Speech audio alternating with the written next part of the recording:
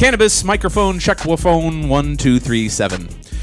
Hey everybody, I'm Jeremy Beaver, CEO and founder of Listen Vision, DC's largest and oldest recording studio, as well as WLVS Radio, the largest internet radio station in America. Anyways, we have the number one winner. You know, the winner. Well, you don't have to say number one. That's like redundant, right? The winner of the 2018 DC Growers Cup is in the building. I got my man Patrick and my man Kyle and my man Anthony and Tetra9, and they are about to show you how they rosin pressed the winning entry for the the concentrate category at this year's Growers Cup just the other day. So hold tight, and you're about to see some magic, and hopefully we'll taste some magic. You want to talk about whatever, whenever? Yeah. Yellow. Is that one good? That one's on? Cool. So we'll have Anthony on mic, and I'm good too, right? It's picking up. All right, cool. I just want to make sure, you know. All right. So we use this hand clamp. It's made from Hold the mic up, bro. Midwest concentrate. It's called Hold the mic to your face, bro. All right, we're good. There we go. So we got the can clamp from Midwest Concentrates here. Pretty simple, just has aluminum plates.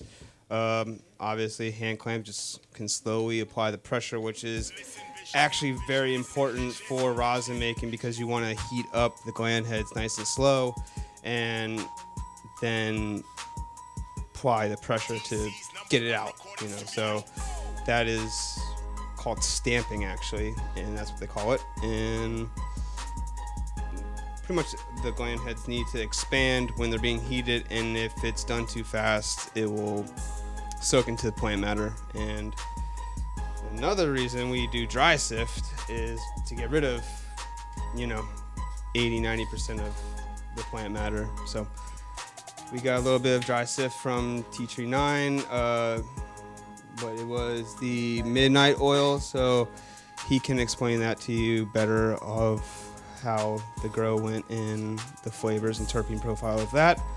And then I got some stuff from my buddy that's called White Pog, which is a platinum chem dog crossed with White Widow. Very flavorful. So let's get it on.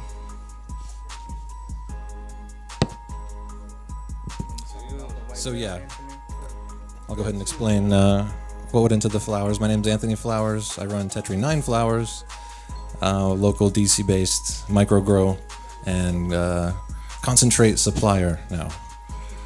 Not producer quite. These guys are the producers. So yeah, the three strains that went into the winning submission were Golden Lemons by DNA Genetics, Glazed Black Cherries by Keef Sweat, and a strain of my own making called Tang, which is Tangy by DNA, crossed with a Girl Scout Cookies version, I'll call it, from BC Bud Depot.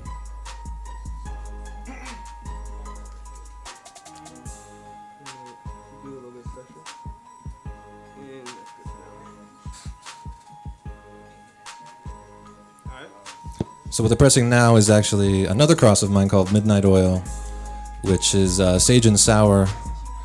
Midnight Oil's in F1, crossed by Sage and Sour and Night Nurse. And the terp profile on this thing is the terp profile on Midnight Oil is really exotic, I'll call it. It's very gassy and earthy at the same time. Yes. And those two things. And it still has a sweet taste to it too. And a little sweetness, yeah. There's a sweetness right. Hidden there. From the sour and sage. I know Anthony loved it. We pressed some of this about a month ago before we decided to enter into the cup, and Anthony thinks it's some of the best stuff that he likes, flavor wise and everything. So good. You're good. Don't try it too much yet. It'll start oozing out here in a second once we heat up these gland heads a little bit more.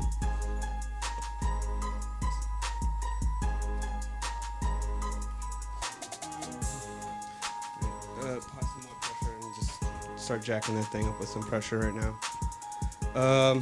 It's pretty simple to use. We got goes up by 10 degrees, right there, and on and off. if you want to get in here for some close shots, there we got some oozing going.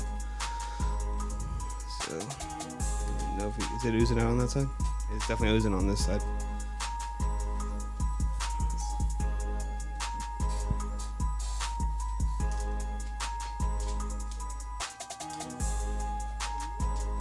That's hot. A little hot. Just keep it going. And pretty much we just want to apply this pressure over a good 30-45 second window. We don't want to burn too much of the terpenes or the cannabinoids off, so we're going to, that's why you heat it up and then you apply the pressure for a short period of time. Then normally after we're done pressing this, we go ahead and press it again on another piece of parchment to just kind of get whatever else we can get out of it. It looks gorgeous, by the way. Is this side good? Kyle, do you want to talk about the difference you saw between like bee buds versus top colas in the whole process? Oh yeah, definitely. You're definitely gonna see a lighter color, more production of the rosin from the better buds, the F1s, F2s. They produce better trikes, so the better trikes you can pop it. Are just gonna result in better yields, better quality, lighter colors. Undo it. I don't want to burn it.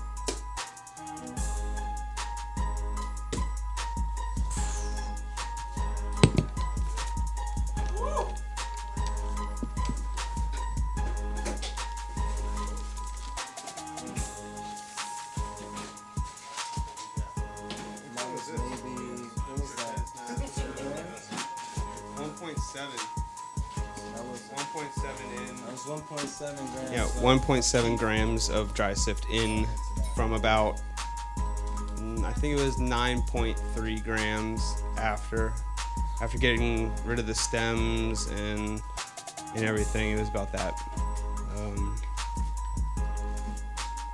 It's pretty good. That's definitely over a gram. So not bad of a return. It's nothing. More than 10%. Yeah, right? Yeah. And that's it's more than standard. It's for this method specifically. 15%. 15 to 20% is a good yield. Anything over 20% is a great yield, and if you can hit anywhere close to 30, you're hitting an insane yield. But that I'm talking specifically from dry sift. Now, from the dry sift, from this buds is themselves, obviously the from yield the buds, goes up. Yeah. Now, but from the dry goes down. sift, we're looking at anywhere from 50 to 70% in return weight.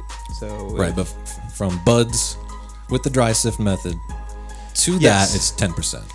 Yeah, Right. yeah. I think you're with this strain. I think we're looking around 12 to 13%. I think. Beautiful.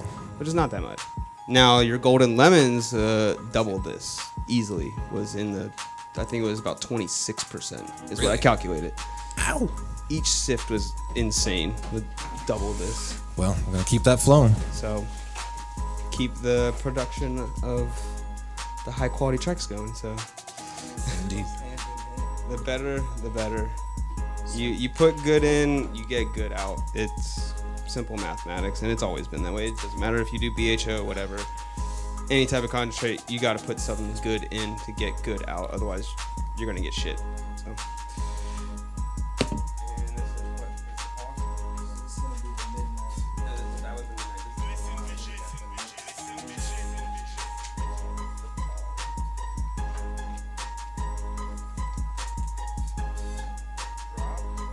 I'm sorry, which one is this? This is my buddies that he Oh, okay. crossed they crossed White Widow with a platinum chem dog.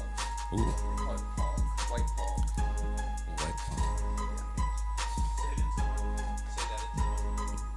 Yeah. So what I'm pretty sure this is White Widow crossed with a platinum chem dog, which the grower, which is apparently I-71 compliant. I don't know him, but so they're calling it White Pog. So definitely more of that pinene aroma, the earthy tones. Something more that you would get from like a sativa than what I. How's the high? Up or down? I don't know yet. You've never smoked it? I haven't smoked this. Gotta smoke the I smoked flowers. a little bit of the tree, a little bit when I was making it. How dare and, you. I'm offended. It's an uppy high. It's I'm offended off camera over here. It's an uppy high. Be offended over there. It's good.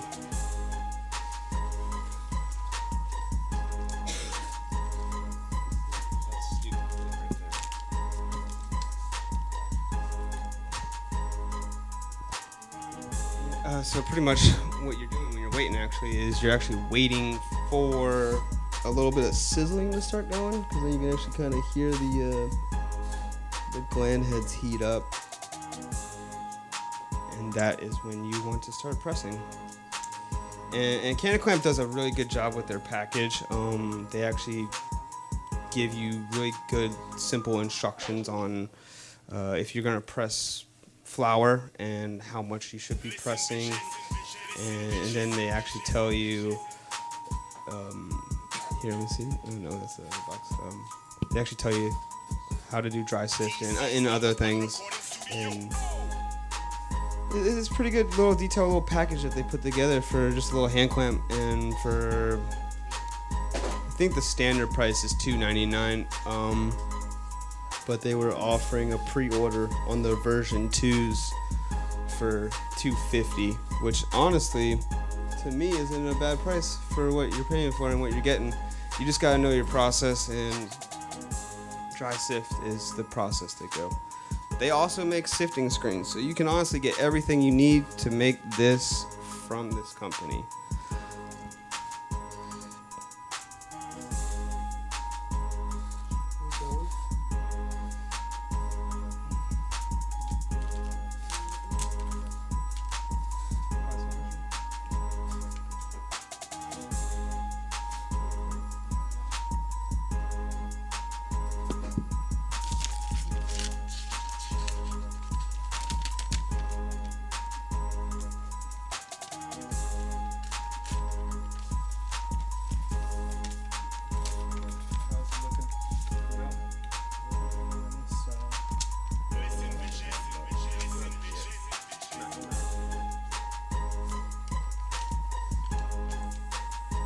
See how this turns out. Oh, I did find out what the difference is between live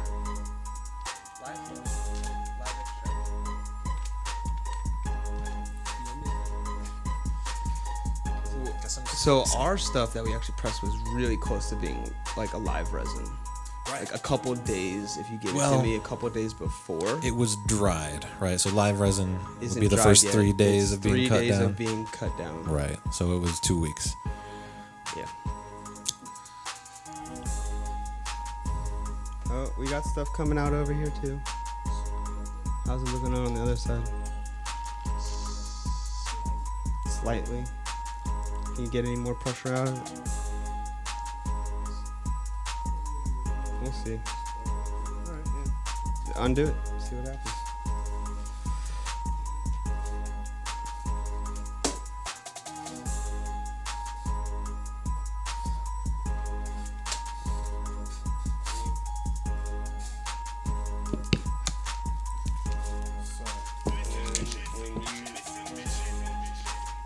Stuff that you don't know, you get it. So this obviously was slightly lesser. You can see the color, and that's just all gonna come from overall the quality of the bud, freshness of the nug, which is really why you wanna, get this at the peak of its harvest or once it's finished curing, because that's really gonna retain all that flavor along with the color. Yeah, you can see this is like really sappy. Yeah, this actually turned out really sappy. I don't know what its cure time was. I don't know any bit of the process, what it was at. So I can't even really hypothesize what went wrong in that. But this one, this is your cured stuff, right, from the last crop. Well cured. It's like Well cured, and it's 3 or 4 months cured. 4 months. still produced better. I'm seeing that didn't produce that much. So I'm gonna assume that's probably has been on a shelf life maybe even longer, or just hasn't been like well cured, well taken care of while drying. So Compression counts. oh, everything, yeah. There's so many details and factors that go into this, but let's try your stuff. Why not? By all means, sir. I could have brought the tool. Jeremy, we need a tool. Gotta be a tool in the house. No jokes. I didn't bring my stuff with me. Even this doesn't look like it yielded as much.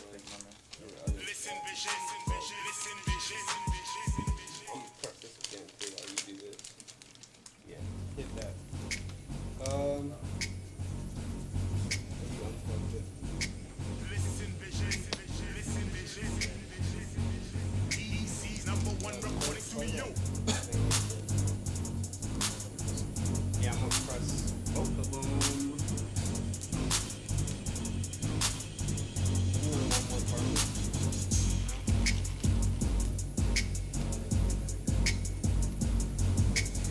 Yeah.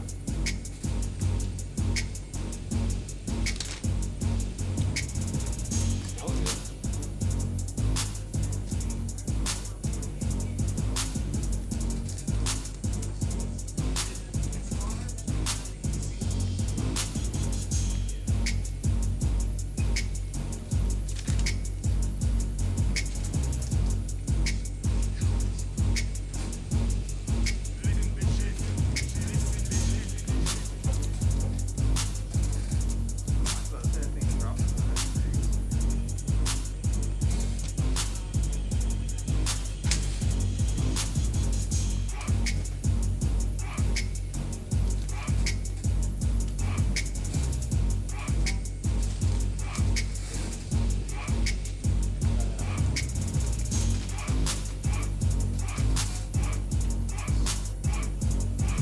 Stop.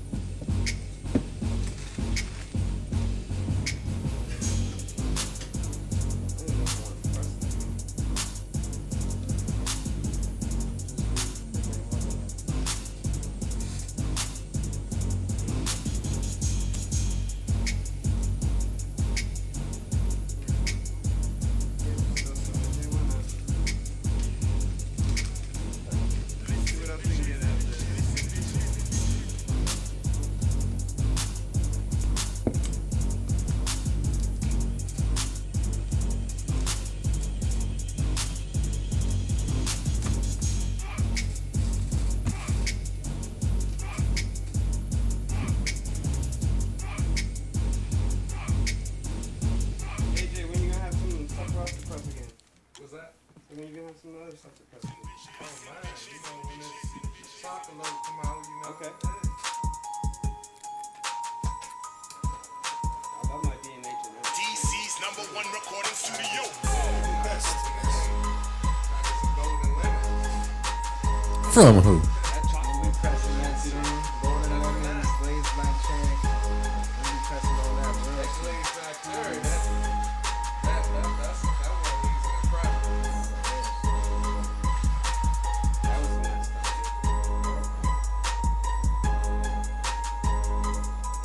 Tastes great. I don't know.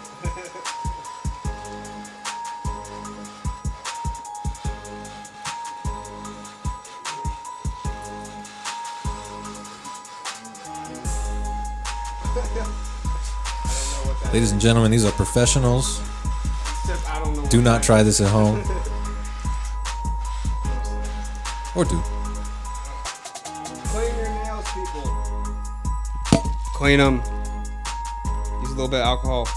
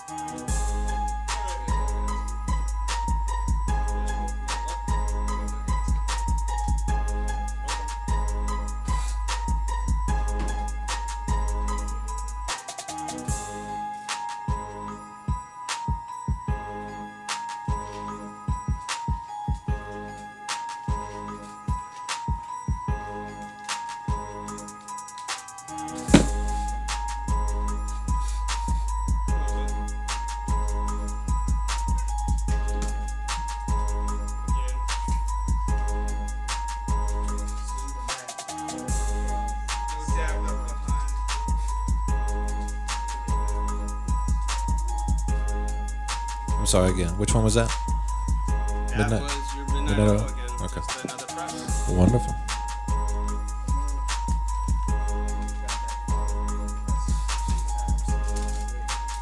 Yeah, definitely when you have good quality. I really don't think it's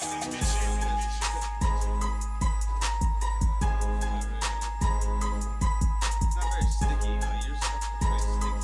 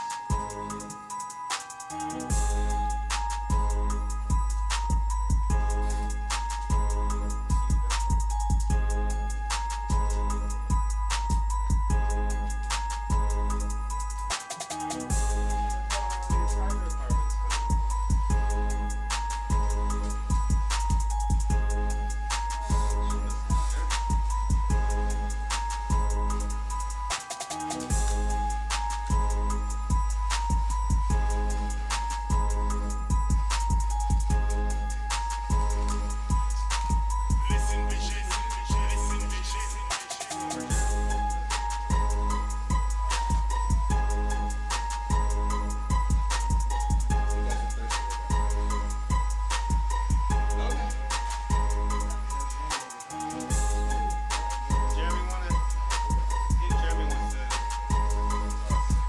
tart flavors.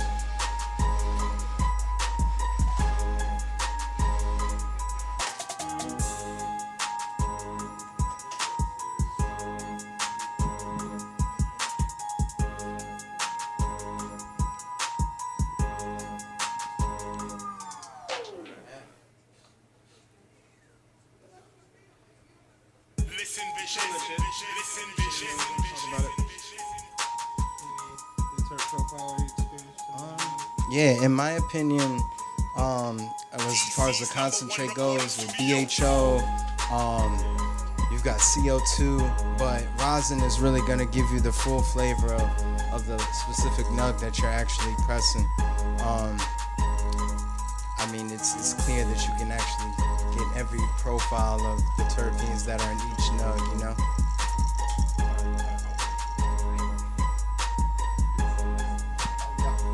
And because the flowers were F1, this is going to be a mix of different phenotypes which have a similar terp profile as each other, but a little bit different. Each has a little bit of a different one.